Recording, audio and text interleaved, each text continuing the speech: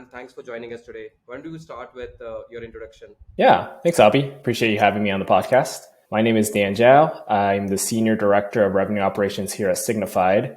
Signified is an e-commerce fraud prevention platform. We essentially help merchants like Walmart or Samsung with improving good customer transactions when you buy things online, or as well as with preventing fraud and abuse for them. Here at Signified, we are really new to revenue operations, but I started taking over that team about a few months ago, and everything from marketing processes, sales processes, and customer success, CS processes, roll up to my team. We focus on everything from process optimization to the data for the customer buying journey, as well as like tools, systems, and analytics that support the infrastructure of everything altogether. There's a lot to chat about, Dan, and I love your story into how you got into RevOps. I understand you are a chemical engineer, so it'll be great to walk us through your journey from being a chemical engineer. You became like a RevOps lead. Yeah, for sure. RevOps is definitely always, we all have our unique paths for how we get there.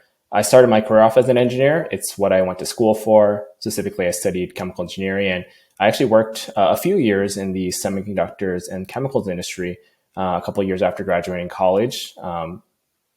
Essentially did everything from like kind of bench related work to different engineering process scale up work. And I first made my transition to B2B SaaS, actually not in like a revenue operations or sales operations path like many people might go. I had more of a trajectory where I started off in sales, and I figured it was a good way for me to learn the industry I was joining. I was working at a company prior to Signified for a number of years that also did something similar with like fraud prevention. And, I'm a really naturally competitive person too. So I just felt like sales coupled with, being competitive, being very hungry to learn was a good place to start. I got really close to the customer, started understanding how they purchased, why they purchased. And part of that too allowed me to get exposure to a lot of things related to Salesforce, some of the processes for our sales cycle, our best practices, and documenting playbooks. One of the things I really enjoyed was starting to also teach other people and enable them on some of the things that were making me really successful as a seller at the time.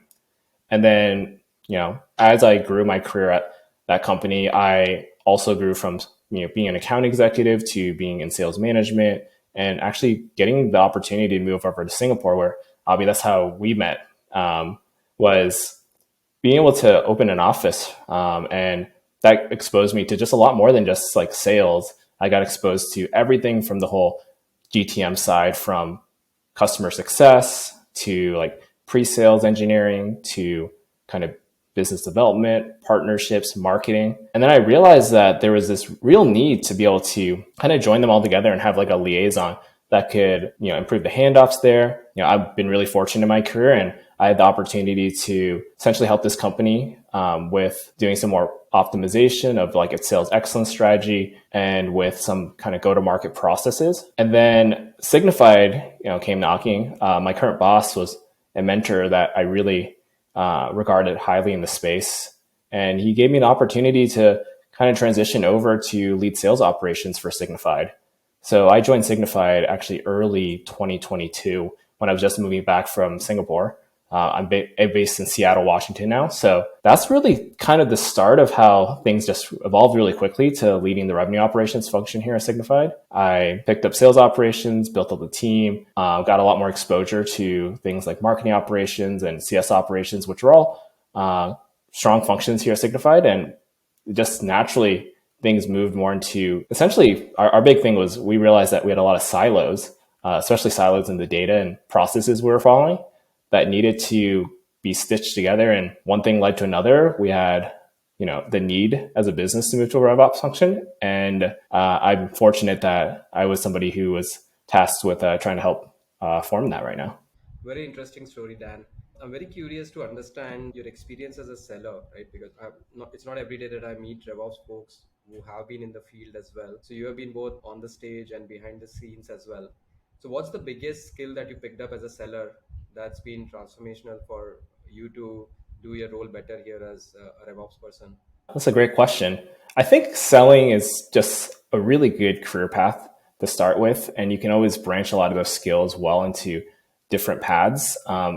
one of the things I really learned about selling was I think discovery is a really good proxy to um, the skill set that RevOps folks should have, which is like requirement gathering, understanding how different cross-functional stakeholders are thinking, what motivates them, how you're going to be able to get them to adopt some of the processes that you're rolling out or the tools that you're purchasing for the company for them to use.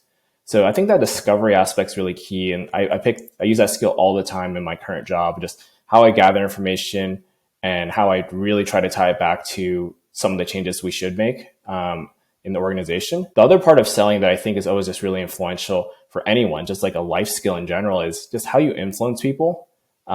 Influence to me actually comes first with that element of discovery and listening, being empathetic, really understanding how your customer is really seeing a situation, what problems they have, and being empathetic.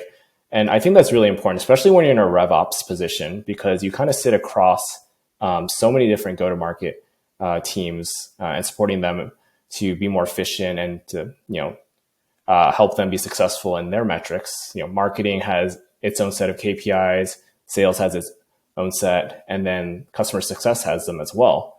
And kind of that sales skill set of understanding how you influence everyone to move in the same direction, I think that's something that's invaluable that sales kind of teaches you. It's a great skill, and being a seller, I can totally relate with it. How influencing people can really help you do your job in other areas as well outside of sales. And what's been the biggest adjustment or challenge that you had to overcome in your new role?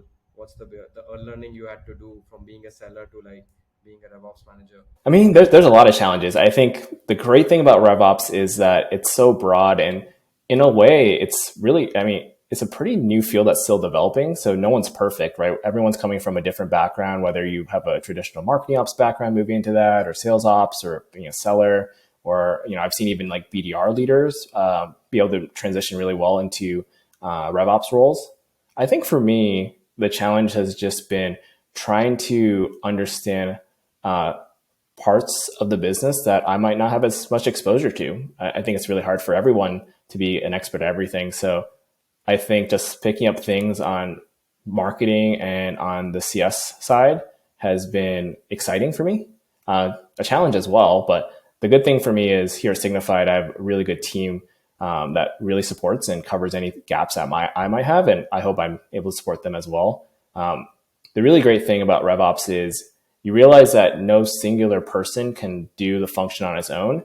And you need essentially a set of people who have really complementary skill sets. Some people might be really good with certain marketing tools and automations, others with a kind of Salesforce administration and sales tools and some of the integrations there. Others might be more process minded and project management folks who can really drive change.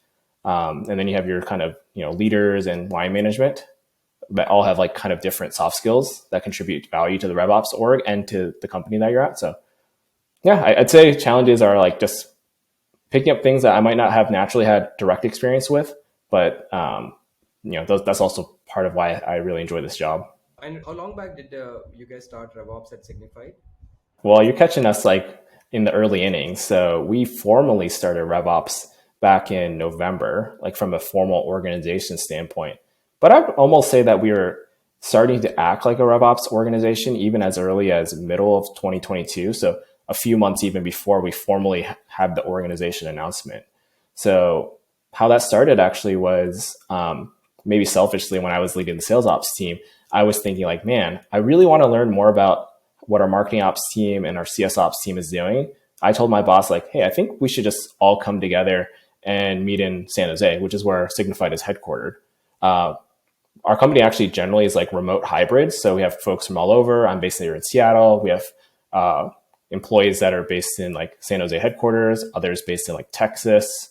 We have a lot of folks in New York and kind of the East Coast. But I thought it was a good idea just to come together because, rather than just kind of Zoom fatigue of just trying to get things done over virtual, that it'd be really nice for us just to come together, have like a offsite near our headquarters. And that was when we started sharing, processes, kind of knowledge, starting to enable each other.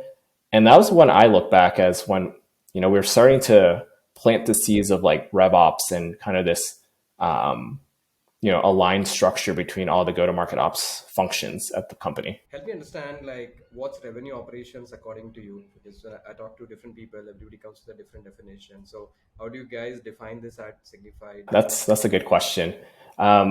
We actually recently just wrote like our own RevOps charter, and I really love like my boss and his way when we're kind of formulating the identity of this RevOps team. My boss is the senior vice president of go-to-market strategy and operations at Signified, and one of the ways we started looking at RevOps was we thought of ourselves as a product organization.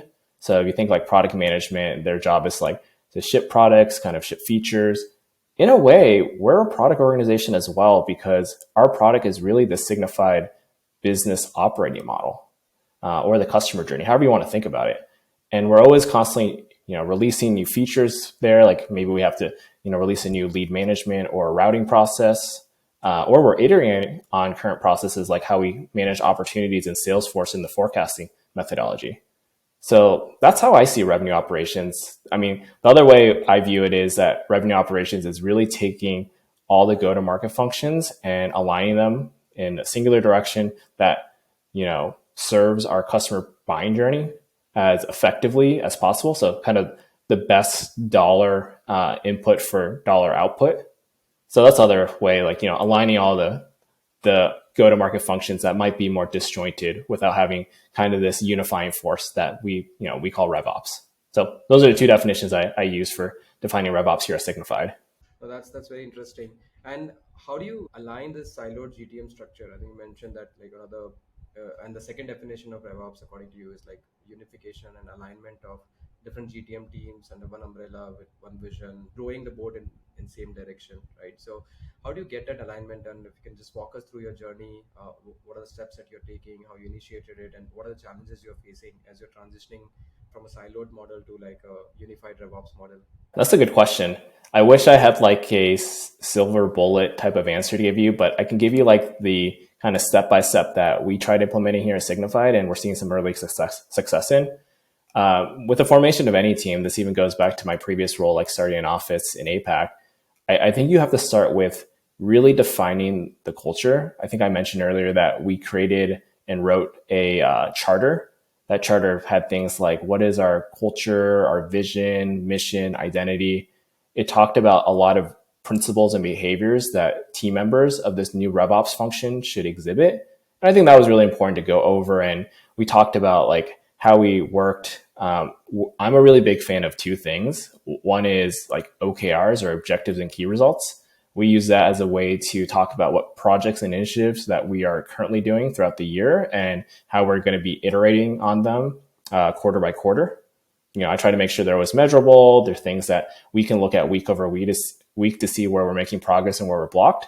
So having OKRs is a really important part of like kind of breaking down the silos, because then you're starting to come together, and a marketing ops function and a sales ops function might be trying to talk about how you want to solve for like the lead routing or pipeline generation problem. And maybe that has to do with like account prioritization model, like what data you're using there to figure out like who you should talk to today versus, who you can deprioritize until, a quarter from now.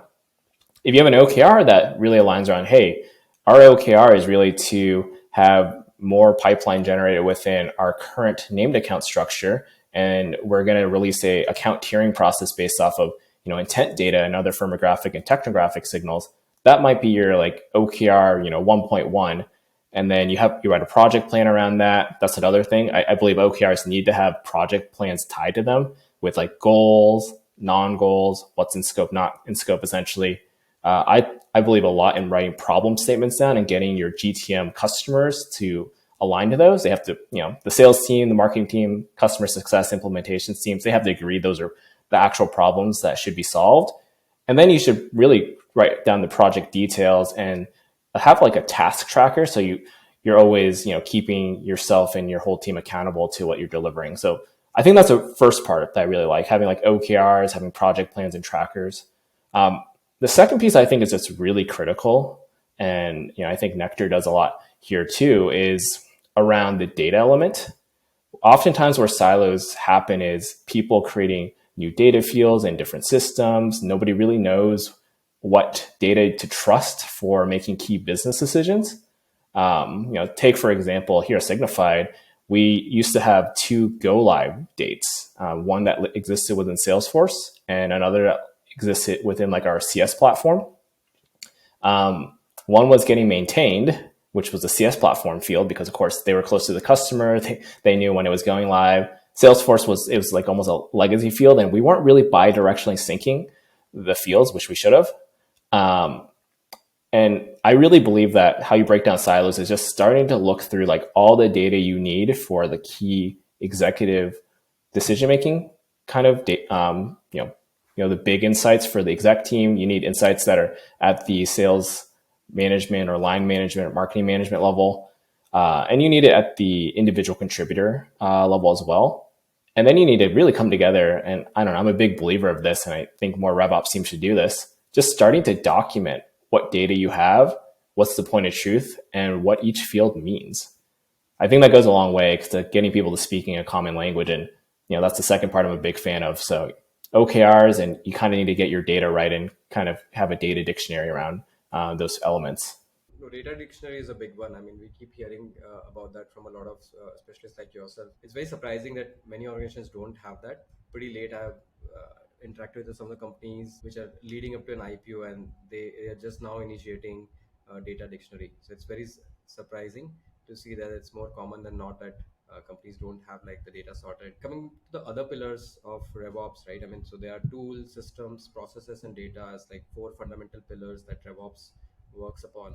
Which are the areas out of these four where you've seen a lot of silos typically manifest, and where you saw silos at Signified and you're working on unifying them through RevOps? Yeah, I mean, technically all of them, but I'll say the main one that really causes, you said tools, systems, like process, analytics, data, right?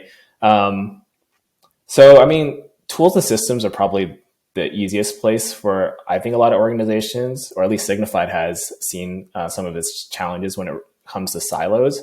Back in 2021, before I joined the company, we actually made a lot of investments. I think it was during a time where e-commerce was doing really well. We just came off of a recent funding round, and this was, I think, good because we took a lot of our budget and invested it into a lot of tools. Many of those tools we still use today. They're kind of what I would call like just required in any good RevOps tech stack.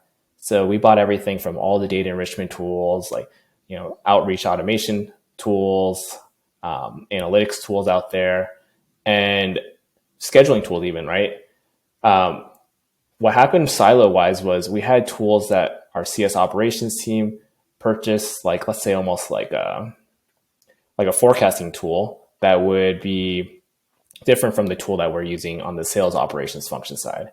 Another example might be silos that happened where like the marketing operations team purchased a scheduling tool, but we had that through like another tool of ours, like SalesLoft had it, and the sales team was using that instead of what the marketing team purchased. So that's like one place from like a silo perspective. The good thing is RevOps helps identify all the tool stack really quickly and looks at like what you're going to invest more into and like what you're going to either cut or downgrade in costs. The other way I like to think about some of the silos I've seen happen here at Signified are at the kind of the tool integration level. That usually happens with what I mentioned earlier with like data and where like how it flows.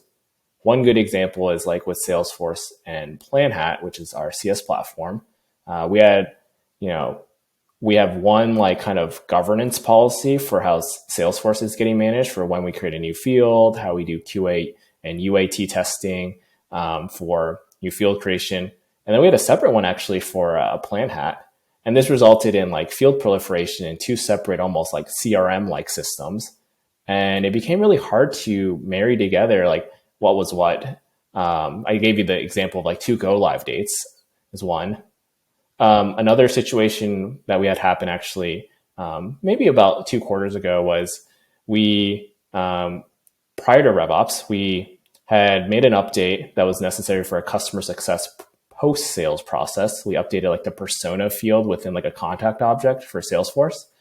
And then we didn't realize that we'd removed certain fields that Marketo was reading off of, which is kind of our marketing automation tool. And that caused like some errors to be thrown. And, things like that, right? Like, and this is like where people talk about when you're in ops. I think any ops professional can kind of understand that usually these silos are what cause all the fires that happen. You know, when you log into your computer, you see the Slack messages popping up, all the Jira tickets. And then that's, the silos are causing a lot of the fires that cause us to sometimes be really reactive rather than proactive, which is what I think is the mission of like every RevOps org, is to work on strategic initiatives, be really proactive with helping the business kind of get more out of what it's trying to do.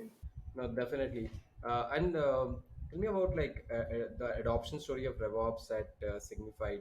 How did you like convince the team internally to go for RevOps, or was the decision taken and you were brought in to like initiate it? So just give us a background about like how did the decision making happen? Yeah, I mean, I think the decision making process happened over a time period that was even longer than when I first joined Signified, early 2022. I believe the SVP plus and C level suite were already talking about having like a revenue operations function. I think so. That was kind of, it was always kind of like sewn into the minds of some of our senior leadership that a RevOps function made sense. We already had some of the sales ops, marketing ops, and CS ops functions in a Salesforce team that was separate as well.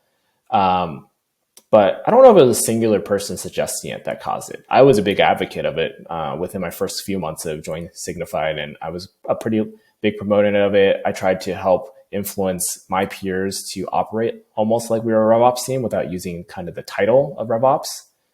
And I kind of owe a lot to my boss, who's a senior vice president, and he used to be the chief of staff to our CEO, which I think helped quite a bit to help build the business case. We did a lot of research for how different companies were structuring their RevOps teams.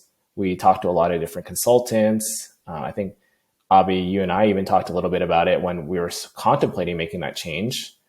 And I'm trying to think about like what was really the selling point. I think that one of the big selling points was we knew we needed to optimize some of our costs, and we saw some quick wins from a tools management standpoint of RevOps being able to do. We also just looked at some of the really big initiatives that we had at the company for like lead management, scoring, and routing. Named accounts. We're moving to a named accounts sales territory structure with account prioritization and tiering needs. We had a lot of handoff processes, I would say. So like account executive and solutions engineering handoffs to the CSM and implementation managers. And we started realizing that these weren't singularly sales ops problems or marketing ops problems or CS ops problems. They were just go to market problems. And we wanted to just have an org that thought about the whole customer journey. And it didn't stop from like lead handoff to account executive, which was, be a marketing ops function, or from like, picking up the lead to contract closure, which is just sales ops. And then just picking up the customer and just, getting them the value and then, waiting for them to renew or churn, which is CS ops. So I think our CEO realized that that was important. My boss was a big advocate. I was a big advocate. And there's a lot of discussions that happened over the course of months. So it wasn't something that we woke up and said, let's do RevOps. It was more like, we want to do it, but let's be thoughtful. Let's write out, some plans. Let's talk to consultants. And then let's weigh the pros and cons. And ultimately, we made the decision, and we did a soft transition. So I will say that we didn't just do it overnight. So we had to slowly trickle into the structure that we now have here at Signified as of a few weeks ago. Take us through the change management process that you're following to transition into the RevOps org. Yeah, I can talk about that. So we started off by just having, when I got promoted up to lead all of revenue operations at Signified, it was having our marketing ops function roll into me, sales ops roll into me still, and then CS ops, and then the Salesforce team. Salesforce actually originally reported into like a business intelligence function here at Signified. That was like the first phase. It was just like, hey, we're not going to really change too much from like how the org chart is necessarily, besides it just going to Dan. And then what we're doing now, and maybe this is kind of interesting for people to hear how Signified does it, we actually started structuring the RevOps org more around functional skills rather than just the traditional sales ops, marketing ops, and the CS ops leader report up to a RevOps leader. So under kind of like the umbrella of RevOps, we have a person who reports to me that handles both marketing operations and sales operations, is how I think about it, but more on the process side. So I think about them as more of like a process and project management team that handles everything top of funnel and pre-sales. I have another lead who handles like post-sales processes. So not just like CS related processes, but implementations is really a key customer of ours as well here at the company. So everything related to like that. So referrals, advocacies, onboarding, upsells and expansions, that kind of person handles our processes there. And I make sure like the pre-sales process leader and the post-sales process leader communicate. So we standardize things, especially when it comes to like opportunity management. This part is the biggest change for us from the change management perspective, but we have a leader who's joining us who's going to handle all of what I call revenue tech, which is owning tools, systems, as well as like kind of the reporting and analytics infrastructure for our go-to-market team. So we'll have this person lead up our Salesforce and CRM administration, some of the sales tools we have, as well as the marketing tools that we have. And then, TBD on a few other folks within that team. But essentially, we're going to have like this overlay team that's supporting the pre-sales processes team and the post-sales processes team. And then I also have commissions report directly to me. So anything related to commissions for account executives, customer success managers, solutions engineers, and business development reps. I have a person who handles that for the whole company. Yeah, it's very interesting to see you adopted the functional structure over the conventional structure, and the way you explained it, it sounds that it would drive a lot of productivity and efficiency, and would also ensure that you're addressing the whole life cycle for the buyer and across your sales process. Then again, like creating silos, right? Because there are a lot of like RevOps teams that move into RevOps at a superficial level, but then still are working under silos. But I think the way you are implementing it, it sounds like it's fully integrated, and it's a lot more functional that way. So it's very interesting. So what are some early results that you've seen, like since you moved to this structure? What are the benefits that you foresee as well, along with what you're already seeing? We're seeing a lot of early benefits. I think one of the lead indicators for us from kind of the tools perspective is we've consolidated a lot on our tech stack. I think we, not only is that just like a cost savings, but I think we also got a lot better at understanding like what tools we're going to actually invest in and how we're going to operationalize some of these tools. So like there's certain tools that we decided are going to be part of our strategy for the first half of this year that will help with like account prioritization or with like, forecasting, or just with like kind of better insights for our executive team to make, timely and accurate decisions on what to do with the business. So tools consolidation is a good one. That helps us a lot from a cost savings, and just, I believe we'll see more ROI from some of the tools that we've, paid quite a bit for. These other one, it's not as measurable, but I see good behavior here, which is we have a lot more clear and focused OKRs. We used to have, different OKRs for every team, but, essentially right now we have like 9, objectives and key results that the whole RevOps team, which here signifies that about 15 people, are focused around executing against. And I'm starting to see a lot better cross-functional communication. We have meetings now where it's folks that were previous marketing ops folks meeting with like our, CS ops folks and the sales ops folks as well. There's a lot more knowledge dissemination, and I think that's helping with us being able to, push accountability to the edge. I'm a big believer of making sure that you build a team that scales, and you can only do that if you, enable people and you grow people to be able to take ownership. So starting to see some of that come about. I know that's a little bit more anecdotal. And then I think the other part too that I think has been really helpful is with the move to RevOps, it's been a lot easier for me and some of my direct reports to have a seat at the table. I think there was a lot of executive backing behind this RevOps initiative, where we're now at the table to discuss any major process changes that we want to roll out the org. We always provide the perspective on what's possible from a tools and systems perspective. and we always provide the perspective on, you know, what, today should look like, kind of V1 release versus like what the, V5 release of something should be, which I think has benefited the organization greatly with how we, iterate. 1% better every day is kind of my mantra there.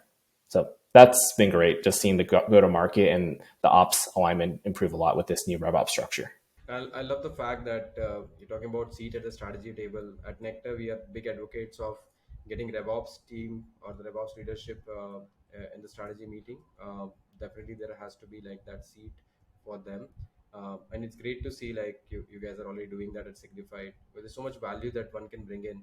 With the kind of vantage point that RevOps sits in from process systems, data, tools, and analytics, as you mentioned, right? You can add so much value with respect to organization's goals, bringing especially bringing efficiency in the current times. So it's amazing that you guys are doing that. So was it natural that like you started getting involved in the strategic meetings, or there was like a transition that happened? Um, because this is something which would be of an interest to a lot of our listeners. Because one of the number one challenge I hear from RevOps teams is that how do we move from just being involved in tactical fighting versus moving into strategic direction and have that seat at the strategy table. Would love to hear your inputs there. Yeah, I think there's two parts. I think it comes with some of my background in sales on how to influence people and gain credibility and build trust. I think there's two really simple things that people can do to build trust. When I first joined Signified, I focused really on listening to who I was my customer. When I was in sales ops, it was primarily sales VPs and sales directors. Understand really what they needed, provide a credible voice in kind of those one-on-one meetings, make sure those were regular. So there was kind of a relationship building aspect, and part of trust building and credibility building is also delivering on some of the things that they needed. So we rolled out a couple of changes within like the Salesforce opportunity object that made things a lot easier for sales reps and sales management. Even like things that just seem simple, but would make someone's job like 5 times just better. Even like I'll give you another example. Like we had like one of our sales or BD leaders talk about something that just didn't look right for them on like aesthetically, almost just on a Salesforce account object field, and we modified it. And it wasn't a big difference either way we did it, but to this person it meant a lot, and we did it very timely. So I thought that was more like a, hey, this person's really reliable. I can trust them. I like that they're responsive and they're listening to me. But that's like the first part: relationship building, credibility, just kind of being like a great like vendor to our customers here with internally. The second thing I'm really big on with, if you want to be at the strategy seat, come with a perspective that is really well thought out. I think it's at Amazon that they have a culture of writing, and I'm really big on that too with Signified and my team here, which is create a document that is really well thought out. You've thought through the problem statement, you've thought through what potential solutions might be, what's goals, non-goals, baseline metrics that you can measure against. My boss and I are really big on looking at, hey, here are the metrics that we can influence, like our ratio of booked not live customers. And we think it's due to this process gap that's happening between the pre-sales and post-sales handoff. So once you start to like write these things down and put pen to paper, and then you also start suggesting the process change, how you systematize a process, how you track and report, RevOps is in this really unique vantage point to almost bring everything together that senior leadership wants, especially in the strategy discussion. And then you make it very real by showing them like all the tasks that you can start doing today. Yeah, that's a big part of it, right? Assuming you have all the trust and relationships built, which you should spend a lot of time on in your first 90 days as a RevOps leader or RevOps professional doing, then you just show them like the plan, and then it has to be an execution plan. So it can't just be a plan that says here are like some theoretical things we can do. You should show them like actual action items with due dates, and you should just go personally execute them. I think that's something that I think the RevOps team here at Signified is doing well, and has allowed us to be at the table for a number of strategy conversations. That's amazing, and that's a great response to this very common question that we get in terms of how do I get seated at the strategy table. Thanks for sharing those insights, Dan. This brings us to the end of section one of the podcast, and we move to the next one, which is rapid fire. So I'll ask you a set of rapid fire questions. do answer what comes to your mind. And let's get started there. This is generally fun. So the first question I have for you is, what's one book that you have loved in the recent past? Yeah, I recently read Radical Candor in the last year, and I really love a lot of the concepts that Susan Scott brings up there. She's an ex-executive at both Google and Apple. She talks about a lot of things like she has the GSD wheel, which is like getting stuff done wheel. It really covers like the framework for how you can iterate on things like from, listening, clarifying, essentially persuading people and starting to execute. So I like a lot of those frameworks that she offers in that book that a lot of my team members will use as well. And then Radical Candor itself with just how you communicate and give people feedback, I think is kind of been a good book that I've enjoyed using some of my learnings from that book to build like a high performing team that's highly accountable and one team that's not afraid to be creating a culture that everyone feels like able to like grow in while feeling psychologically safe. So really good book. Yeah, it's definitely on my reading list for 2023. I'm going to get my hands on it soon. Let's move to the next question. What's the favorite part about working in revenue operations? I have so many, but I think the top one for me would be working cross functionally, really getting to work with a very diverse group of people, having kind of the vantage point to make suggestions that not just benefit like a sales team, but can benefit marketing, post sales services teams, like customer success and implementations. And then I think that really just boils down to no day is really the same. I love just all the different projects and initiatives we can work on. One day I might be working on like our new commissions plans and onboarding like commission software. The next day I'm like working on our account prioritization model or lead scoring model. The other day I'm working on our executive sponsorship playbook and how we're tracking that for our top 100 customers. So yeah, no day is the same. And that's really exciting about ops. Yeah, so there's no dull day. Every day is exciting in RevOps. Yeah, so let's move to the other aspect of this, right? So, what's the least favorite part about working in ops? I think a lot of ops people would agree that fighting fires can be like kind of, I don't know, like your least favorite part. There's a lot of things that I think most people inherit when they join an organization, especially that starts investing in ops team, whether it's like a sales ops, a marketing ops team, or just a rev ops team. I don't really enjoy dealing with messy data and tech debt. I like solving the problem of it, but it can be probably, like many RevOps professionals can relate to, the most frustrating, which is like trying to figure out how to like just get something that seems really simple, like, hey, what is kind of a conversion rate for like these leads from this channel to, this to close one opportunities. And you realize that the data infrastructure might not be there or the data is super messy. So you have to manually cleanse through it before you can get what you want. So that coupled with tech debt is always a killer, and maybe what I would say is my least favorite part of an ops role. Yeah, no, I can imagine. Let's talk about your inspiration, right? So who is the RevOps leader that you personally look up to and why? Man, there's a lot of good folks that I follow, like on LinkedIn. I think she's been on your podcast, and I recently met her through you, Abhi. Rosalind Santolina's. She's posted some good content out there. I really enjoy like speaking with her, and I learned a lot when I met her recently. So she's inspirational, especially with just kind of the tenure she's had in the space, kind of the advocate that she's been for the RevOps profession. So she's someone I definitely look up to, and yeah, it was I like to learn a lot from as well. Yeah, she's wonderful, and I think she's ex Signified as well. She was at Signified at one point, yeah, yeah. I think I'm like her. She was like my predecessor's predecessor, I think. So Signified has a legacy of giving great RevOps leaders. Yeah. Okay, so the next one is, what's an advice that you received from someone that stayed with you and you'd like to share with us? Yeah, I had a boss at one point tell me it's really not about what you know, but it's about what you can communicate. So the value isn't like kind of the knowledge that let sit within your own mind. That's only, that doesn't scale. It's not a force multiplier, but it's about what you're able to give back and how you can communicate, your ideas to other people, how you influence them. So I think that's really good advice. For me, I wouldn't say I'm like as good verbally. I think I'm a lot better at written communication. So I really picked up writing, and that was like my way to actualize, the whole, it's not about what you know, it's about what you communicate mantra. So I really picked up writing in the last few years, and that's been huge for me, for my career and just for providing impact at the companies I've worked at. Yeah. Do you do some blogs as well? Have you started writing any of the blogs or anything there outside of your work area? Man, maybe that's like a 2023 like resolution for me. I haven't started writing any blogs, but maybe I need to start like one on RevOps or just something else that I really enjoy.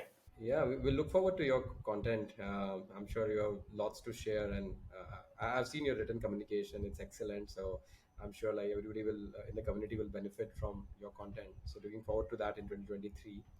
So, last one for you, Dan. What's one piece of advice you'll give to people who would like to have your job someday? I'd say the big advice I give to everyone when they want to grow in their career or if they want to have the job I'm currently in is just stay curious.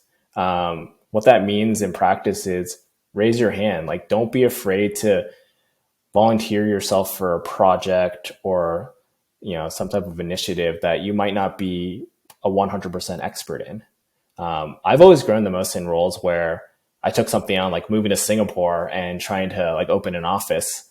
I don't know if I felt really qualified for it, but I felt really curious about it, and I just put myself out there. So be curious, always be humble about it. So like be okay with saying I don't know, but I want to figure it out. And I think that mindset that you have really takes you far. So I the other thing I really tell people too is don't think about, taking on opportunities as like you need to go kind of like linearly, like analyst one to senior analyst to like manager to director. And then you have to stay within like one functional area. I think especially within RevOps, it's good to actually kind of move and kind of have a tour of duty around different types of functions. I wish I had like a tour of duty doing maybe some type of marketing or even customer success role before moving into kind of revenue operations leadership. But how I think about my career is really it's like a series of missions and like one of those space mission video games. So you want to kind of complete this mission over here, and then you kind of get ready to complete the other one that's kind of parallel. So don't think about it as like a linear timeline, but you're kind of just jumping around, collecting badges or like kind of merit badges on like all these space missions, and that'll take you really far. You always try to leave with a really big takeaway from job to job that can help you with moving into your future N+1 job that you want to have. Yeah, I love the analogy of space missions. Dan, it's been lovely chatting with you today. Thanks for sharing all your insights and experience with us. I'm sure our audience are going to love it. Thanks again for your time, and wish you good luck for 2023 and all the success at Signify. Thank you again. Thanks, Abhi.